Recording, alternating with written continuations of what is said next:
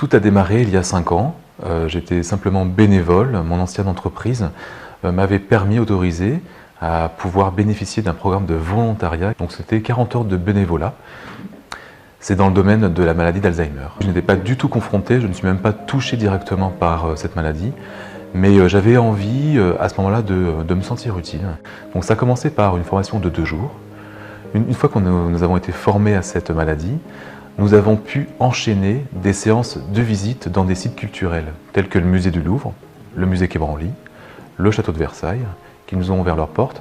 Et c'est là où j'ai pris toute la dimension de cette association au travers de ces visites qui étaient dévolues à ces patients atteints de la maladie d'Alzheimer. J'avais pour charge, pour responsabilité d'aller le chercher chez lui. Et là, j'étais à ses côtés et je pouvais entrer en interaction avec lui, essayer de le sensibiliser à ce qu'il pouvait voir sur le tableau. Donc je jouais finalement avec tous les sens qui pouvaient être éveillés. J'essayais vraiment de le stimuler autour de l'art-thérapie.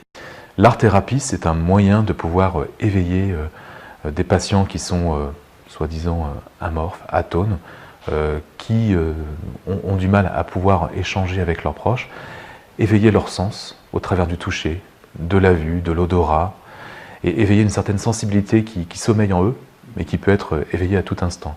Donc l'art-thérapie, c'est ça en fait, c'est vraiment cette méthode-là qui permet de pouvoir réveiller la personnalité qui s'est endormie de manière involontaire. Et là, je vois à partir du moment où ils s'installent devant le tableau et qu'ils découvrent l'œuvre face à eux, on voit tout de suite leur visage qui s'illumine. On sent qu'il y a une volonté réelle chez eux de pouvoir s'exprimer sur ce qu'ils voient. C'est-à-dire que les patients parlent entre eux, ils interagissent, ils font appel du coup à leur mémoire lointaine et on voit leur visage s'illuminer. C'est ce que je dis souvent, c'est vraiment comme si un rayon de soleil inondait leur visage.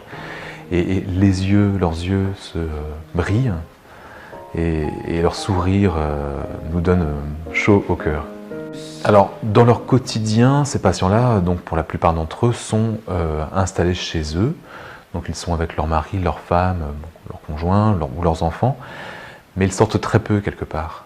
Et je le vois, quand j'étais accompagnateur, j'allais notamment chercher une patiente chez elle, et je voyais quand elle arrivait, quand elle descendait au pied de l'immeuble et que je l'attendais dans la voiture, elle était maquillée, apprêtée, comme si elle allait finalement à un mariage presque.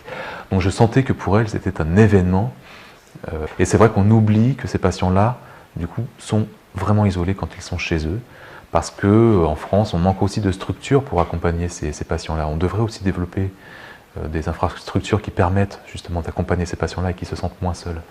Les aidants n'ont pas toujours les moyens de le faire aussi. On a vraiment besoin de monde. On peut actuellement compter une centaine de bénévoles dans l'association, mais bien sûr, l'association grossit. Nous, ce qu'on aimerait, c'est aussi développer ces missions-là en province, dans d'autres villes, grandes villes de province. Donc ce seraient nos futures missions pour la suite. Ce qu'on recherche surtout, ce sont de nouveaux partenaires, de nouveaux mécènes qui puissent nous donner des subventions pour que l'association puisse grossir également.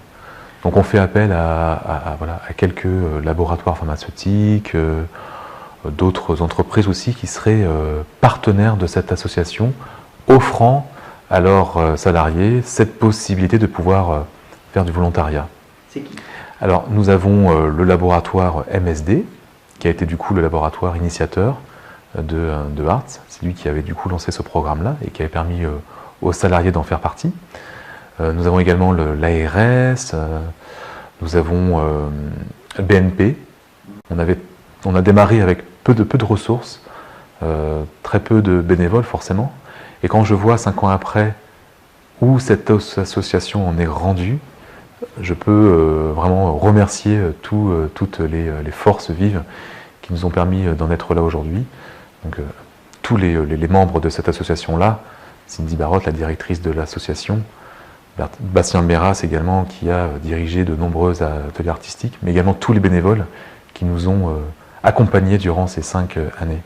Les États-Unis, ça commence à devenir un projet qui prend forme, puisque nous développons déjà à New York, notamment dans des musées comme le MoMA, qui nous a ouvert ses portes et qui permet, comme ça, à des patients atteints de la maladie d'Alzheimer de pouvoir bénéficier des visites au sein de ce musée.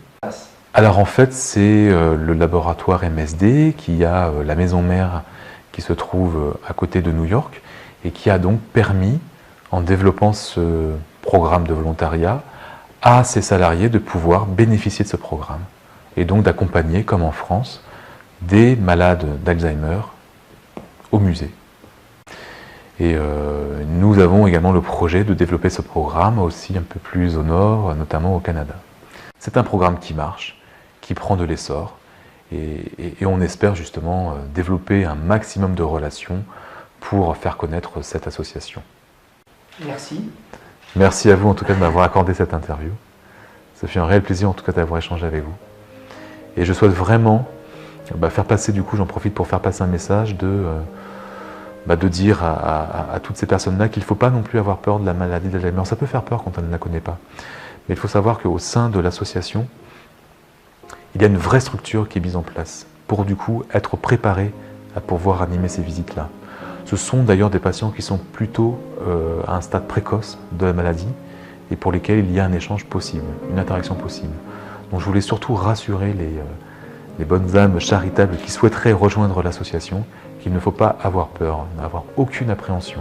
Tout se passera très bien et vous serez encadrés de manière très importante. Donc on vous attend en tout cas nombreux, je l'espère.